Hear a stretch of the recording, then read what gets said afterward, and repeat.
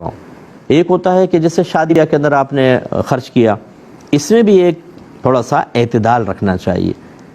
جی پٹاخے پھوڑے ہم نے کتنے 10 لاکھ کے، لا حول ولا قوت. ایک تو لوگوں کو اذیت، لوگوں کو تکلیف، دھما دھم. میں بعض اوقات اپنی بلڈنگ میں کام کر رہا ہوتا ہوں تو باہر وہ قریبی ہال وغیرہ ہے تو وہ کوئی آ جاتی ہے بارات، کبھی کبھی تو 1:30 بجے 2 بجے 2:30 بجے، اور اتنے زبردست دھماکے کہ میں آپ کو بتا نہیں سکتا ہوں. اچھا چلو ایک دھماکہ ہو گیا نا، آدمی تھوڑا سا ہلتا ہے، تھوڑا نارمل ہوا، پھر کام شروع کیا، دوسرا تیسرا چوتھا، حتیٰ کہ 10 منٹ 15 منٹ تک دھماکے دھماکے اور ہلڑ بازیاں، شور شرابہ. بعض اوقات ایسا ہوتا ہے، اس میں کیا لوگوں کی دعائیں حاصل ہوں گی؟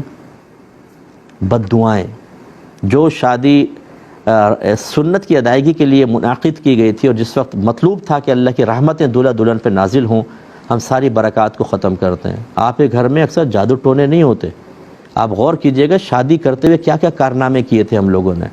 ان کی نحوستیں، لوگوں کی بد دعائیں، ان کی دل آزاریاں، مریضوں کو آپ تنگ کرتے ہیں، سوتے ہوئوں کو جگا دیتے ہیں، بچے اڑ جاتے ہیں تو صبح ڈیوٹی پہ ماں باپ نے جانا ہے، وہ ساری رات نہیں سوتا، ان کو ڈسٹرب کرتا ہے.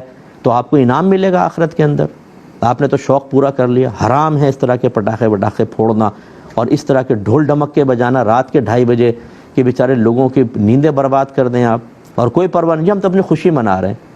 میرے ایک جملہ یاد رکھیے گا، جو خوشی لوگوں کو دکھ دے کر، غم دے کر، ان کے دل توڑ کر، ان کو تکلیفیں پہنچا کر حاصل ہوں، یہ خوشی آپ کو کبھی راس نہیں آئے گی.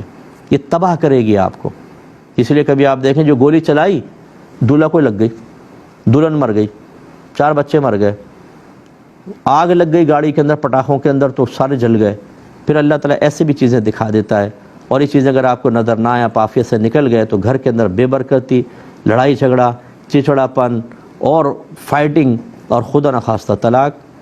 پھر آپ یہ نہ کہا کریں کہ جی جادو ٹونا کسی نے کروا دیا ہے، سب سے بڑے جادوگر تو ہم بیٹھے ہوئے ہیں. کیوں نہیں آپ نے شادی بیاہ کے موقع پر ان مبارک چیزوں کو اختیار کیا کہ جن سے شادی کے اندر برکت پیدا ہوتی؟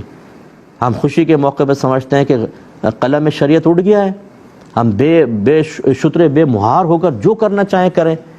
اسی طرح بعض غم کے اندر بھی ایسے ہی ہوتا ہے، کلمہ کفر کہہ رہے ہیں، الٹی سیدھی حرکتیں کر رہے ہیں. اب ان کو کوئی سمجھا نہیں سکتا کیونکہ جی غم میں سمجھائیں گے تو لڑنا شروع کریں گے، کلمہ کفر نکال دیں گے.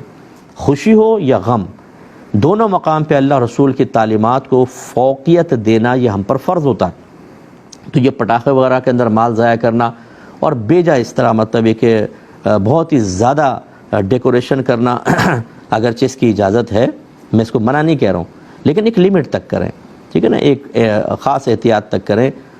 بس ٹھیک ہے، آپ نے بلڈنگ کو سجایا، آپ غور کر لیں کہ اگر اسی طرح کی تھوڑے سے کم درجے کی ہم فرض کر لیں 25,000 50,000 میں کر سکتے تھے تو پھر 2 لاکھ 2.5 لاکھ 5 لاکھ 10 لاکھ تک لے جانا یہ مناسب نہیں ہوتا. آج ہماری صورتحال ہے، گھروں میں کھانا نہیں ہے، غریبوں کی بچیوں کی شادی نہیں ہو رہی، ان کے دماغ کی رگیں کھنچ رہی ہیں.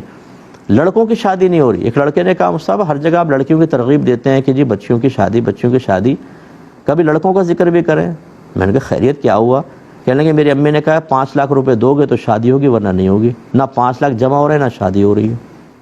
یہ نے اس نے کہا ہم پر بھی نگاہ کرم فرمائیں آپ. تو یہ صورتحال یہ ہے، اس میں بہرحال کوئی برا نہ مانے لیکن ہمیں ان چیزوں پہ توجہ کرنی چاہیے.